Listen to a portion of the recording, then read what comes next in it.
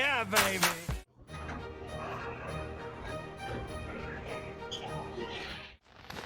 Oops.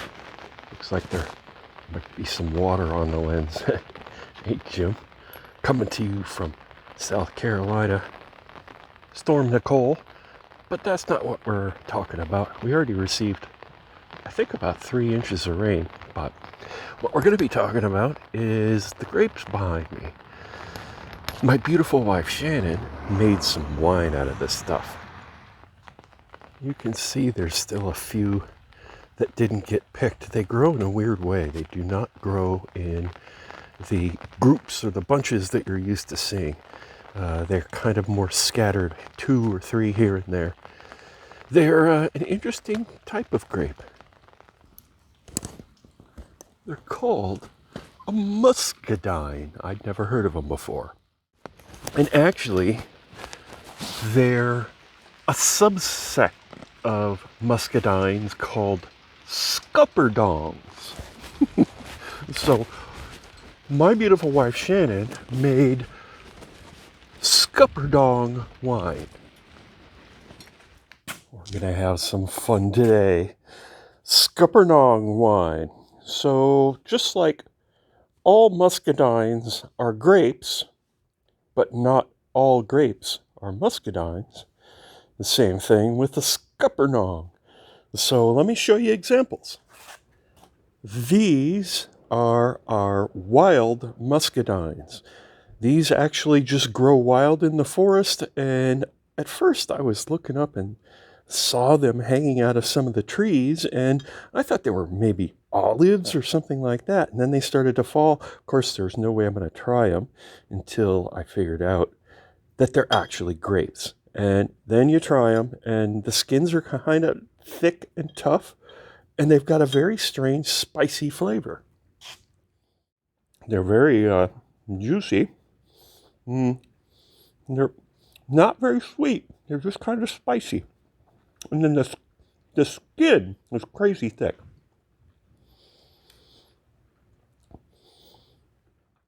So then we move over to our Scuppernongs, which are, again, kind of a thick-skinned beast. They are a little tricky to make wine out of because you really got to squeeze the heck out of them and get rid of the skins. And these taste a little different. They're a little bit juicier and sweeter than these wild ones. But we're going to focus on these Scuppernongs because that's what Shannon made the wine from. Well, we're going to have a taste of this wine here in just a moment, even though it does look like a really worrisome urine sample. It does taste good. I've had it before. But I wanted to mention that it's 41 degrees outside, it's storming, and it's 67 inside currently, thanks to my incredible rat rod wood stove. It's going good, and it should be mentioned that when I built this thing and I put all this accoutrement on it, I think that's how it's pronounced. Anyway, I lit this thing and burnt it hard and hot for about 10 or 12 days with all of the windows wide open and lots of ventilation because this stuff will outgas any of this paint when it gets hot, will smoke, and it'll even do it up on the chimney paint. So for about 10 days, I burned it like crazy with the whole workshop completely wide open. And that's what you should always do with any new heater, in my opinion. Anyway, back to the wine. You probably remember my beautiful junkyard stove that I rescued. And I said I was going to do the Mercedes trunk lid as the hood, and I ended up using the 2 doors from the $200 Honda as the backsplash. And then I did put the Mercedes up there. You can see I got the lights on it that work. And I decided after putting it up there, it really needs the ends, the taillights. It needs the 2 taillights, not the bumper. So I'm going to take this bumper off, and then I'm going to take this right at this body line here, Everything below that, goodbye. And then I'm going to cut it right here.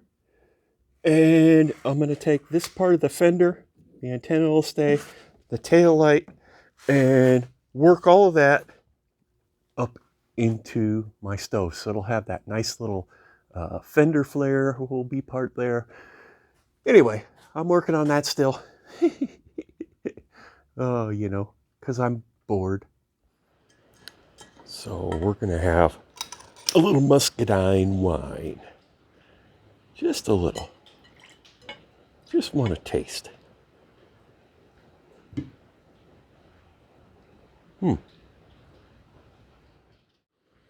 It does have a very slight bit of a yeast aroma. It has an absolutely lovely flavor. It's very, what's the word? Savory. It's got a savoriness to it. It's not sweet, but it's not bitter. It's really good. Which gets me to thinking, well, I should test this and see exactly what kind of alcohol content it has. So I used a hydrometer here, and you fill this here, I'll show you. You fill the column here with your wine, and then you put the hydrometer in and allow it to float. And even give it a spin maybe to make sure there aren't any bubbles on it. And it will tell you what your alcohol content is. And this looks like it's going to be about 10%. That's 20 proof on one side and 10% or so on this side. And that got me thinking, well, what would prevent me from building a device to heat the wine up and capture the alcohol as it boils off? Distillation.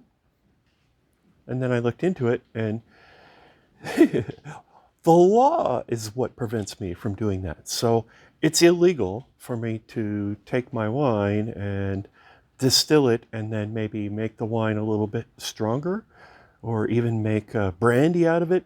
Illegal. It's illegal to even own a still here in South Carolina. So I did build a device, and then I dismantled it as soon as I discovered that it was illegal to possess said device. But in the meantime, I did some experimentation, but only with water. My garage here is on a natural well. There's a spring not that far from here, and there's actually 3 wells around the property here.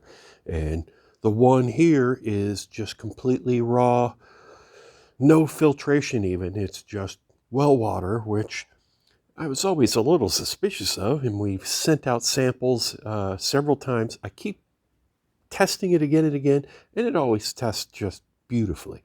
Let me show you. Here we have my 3 jars. This jar has the water that came out of the boiler after the distillation process. I didn't take that much out. I think I only took about a third of the volume of this water. This is the original tap water before anything happened to it, and this is the distilled water. And I did samples of them all, and you can see that my pH went crazy high. And if you don't know about pH, it's goes from 0 to 14, and 7 is absolutely balanced and in the middle. And anything below 7 is considered acidic, and anything above 7 is considered alkaline. So you can see that the distilled dregs came back with almost a 10, which is pretty alkaline. And then I did another test of suspended, dissolved, this is in parts per million, 135 in the dregs. This is just straight out of my tap. 7.12 is a real nice middle perfect pH. Parts per million at 50. I think that's low, but then we see in my distilled water, it made the pH go way down, and my parts per million didn't go down that much from my 50. And then just for fun, I tested all these other bottled water brands.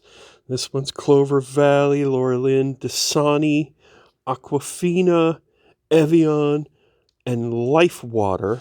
And then, of course, some of my beautiful wife Shannon's wine, which you'll notice that glass is empty. What's interesting in all these numbers is, to me, the Evian having a 307 parts per million in dissolved solids is way higher than any of these others. Some of them were as low as 2. Aquafina was 2. 307. The wine tested at 369. So it seems very strange to me that there's so much in the Evian.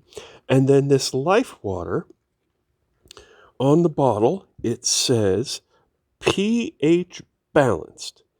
And yet the Life Water is only, the only thing that's got a higher pH than that is my dregs from the distilled water. So I would think a balanced pH would be 7, or, right around 7.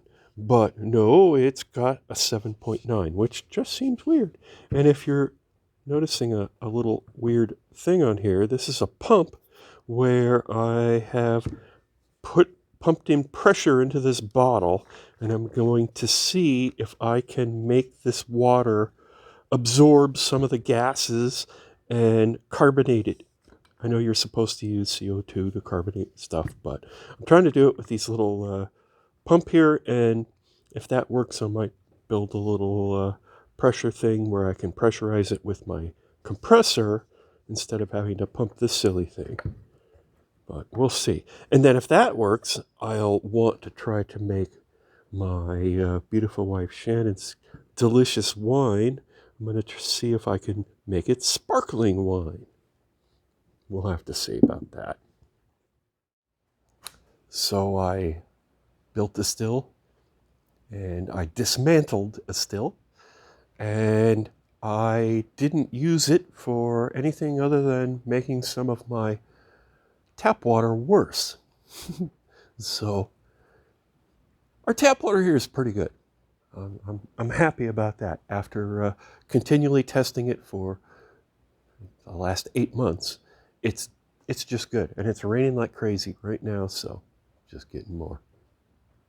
Thanks for watching.